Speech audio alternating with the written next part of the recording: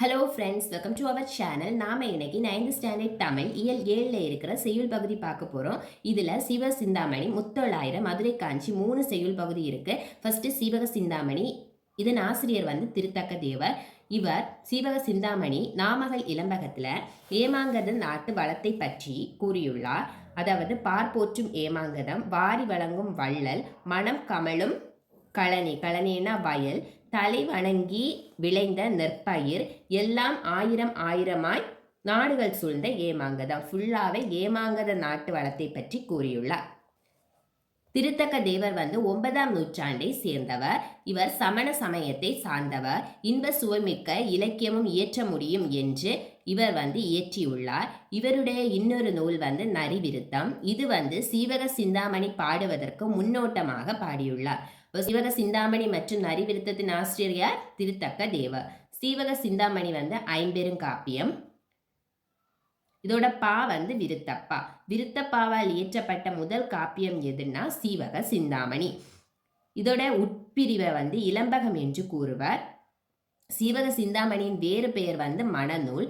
இளம்பகம் 13 இளம்பகங்களை கொண்டுள்ளது. எதெல்லான நாமகள் இளம்பகம், கோவிந்தையார் இளம்பகம், காந்தரு வதத்தையார் இளம்பகம், குணமாலையார் இளம்பகம், பதுமையார் இளம்பகம், கேமசரியார் இளம்பகம், கனகமாலையார் இளம்பகம், விமலையார் இளம்பகம், சுரமஞ்சியார் இளம்பகம், மண்மகள் இளம்பகம், பூமகள் இளம்பகம், இலக்கணையார் இளம்பகம், முத்தி இளம்பகம். இது எப்படி ஞாபகம் வச்சிருக்கலாம்னா, ஃபர்ஸ்ட் இந்த 3 நாம கோவி போட்ட காந்தத்தில் ஒட்டி வைக்கலாம் அப்படின்னு ஞாபகம் வச்சுக்கோங்க. அப்போ நாமகள் இளம்பகம், கோவி கோவிந்தையார் இளம்பகம், காந்தம் காந்தரு வதத்தையார் இளம்பகம். நெக்ஸ்ட் குணா பதுங்கி பதுங்கி கேம் விளையாட போனா. குணா பதுங்கி பதுங்கி கேம் விளையாட போனா. அப்போ குணமாலையார், பதுமையார், கேமசரியார். நெக்ஸ்ட் கனகமும் விமலாவும் சுரமஞ்சியும் மண்ணில் விளையாட போனாங்க. இப்போ கனகமாலையார், விமலையார், சுரமஞ்சியார் மண்மகள். பூவும் இலக்கியாவும் முத்தத்தில் விளையாடினாங்க. பூமகள் இளம்பகம், இலக்கணையார் இளம்பகம், முத்தி இளம்பகம். தலைவன் ஒருவனது வாழ்க்கையை பாடுவதுதான் காப்பியம். ஆல்ரெடியே பார்த்துருந்தோம். சீவக சிந்தாமணி ஐம்பெருங்காப்பியம். இப்போ காப்பியனாலே தலைவன் ஒருவனது வாழ்க்கையை பாடுவது. சீவகனை தலைவனாக கொண்டு தோன்றிய காப்பியம்தான் இந்த சீவக சிந்தாமணி. இந்த சீவக சிந்தாமணியோட மைய கருத்து என்னன்னா, இன்பங்கள் துறந்து துறவு பூண வேண்டும் என்பதே ஆகும். சீவக சிந்தாமணி ஒரு பாட் லைன் கொடுத்துருக்கேன். காய் மாண்ட தெங்கின் பழம்பீல கமுகின் நெற்றி. நெக்ஸ்ட் பொருள் தருக.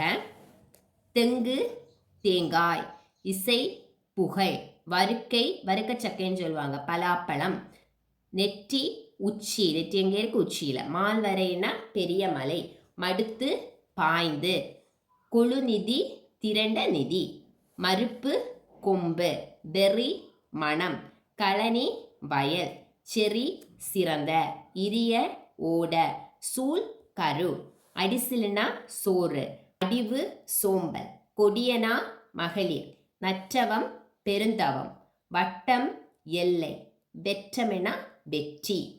நெக்ஸ்ட் முத்தொள்ளாயிரம். முத்தொள்ளாயிரம் சேர சோழ பாண்டிய நாட்டு வளங்களை பற்றி கூறுகிறது. இதிலேயே இருக்கு முத்தொள்ளாயிரம்னா 3 கூட்டல் 900. அப்போ 3 மன்னர்களை பற்றி கூறுவது தான் முத்தொள்ளாயிரம். 3 மன்னர்கள் மற்றும் 900 பாடல்களை கொண்டது தான் முத்தொள்ளாயிரம். முத்தொள்ளாயிரத்துக்கு ஆசிரியர் பெயர் தெரியவில்லை. ஆனால் ஆசிரியர் 5ஆம் நூற்றாண்டை சேர்ந்தவர்னு சொல்றாங்க. இந்த முத்தொள்ளாயிரத்துல 900 பாடல்கள் இருந்தாலும் புறத்திரட்டு நூல்ல 108 செய்யுள் தான் கிடைக்க பெற்றுள்ளது. வெண்பாவால் எழுதப்பட்ட நூல் முத்தொள்ளாயிரம். இது சேர நாட்டை அச்சமில்லாத நாடு என்றும், சோழ நாட்டை ஏற்கள சிறப்பு மற்றும் போர்க்கள சிறப்பு என்றும், பாண்டிய நாட்டை முத்துடை நாடு என்றும் கூறுகிறது. Very very important. நெக்ஸ்ட் இனி பார்ப்போம். சேர நாடு அள்ளல் பழனத்து அரக்காம்பல் வாயவீல, வெள்ளம் தீப்பட்டது என வெறியி புள்ளினம் தம். இதில் வந்துள்ள அணி தற்குறி பேற்ற அணி. சேர நாட்டை அச்சமில்லாத நாடு என்று தற்குறிப்பால் உயர்த்தி கூறியதால் இது தற்குறி பேற்ற அணி. சோழ நாடு காவல் உழவர் களத்தகத்து போர் ஏறி நாவலோ ஓ என்று இசைக்கும் நாளோதை. உவமை அணி இடம்பெற்றுள்ளது. சோழ நாட்டில் வந்து ஏற்கள சிறப்பும் போர்க்கள சிறப்பும் பற்றி கூறுகின்றன.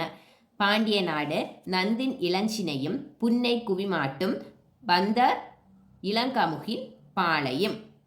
உவமை அணி இடம்பெற்றுள்ளது. இதில் முத்துடை நாடாக பாண்டிய நாடை வந்து கூறுகின்றன. நெக்ஸ்ட் பொருள் தருக.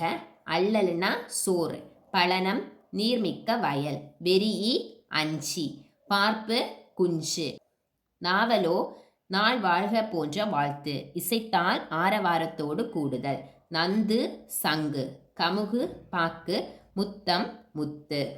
நெக்ஸ்ட் வந்து மதுரை காஞ்சி. இதை இயற்றியவர் வந்து மாங்குடி மருதனார். மதுரை காஞ்சி வந்து மதுரை மாநகர் பற்றி கூறுகிறது. அதாவது மதுரை மக்களின் வாழ்விடம், கோட்டை கொத்தளம், திருவிழாக்கள், பல வகை பள்ளிகள், நாற்பெருங்குழு, அந்தி வணிகம், காட்சிகள் இதெல்லாம் பற்றி கூறுது. மண்ணுற ஆழ்ந்த மணிநீர் கிடங்கின் விண்ணுற ஓங்கிய பல்படை புரிசை.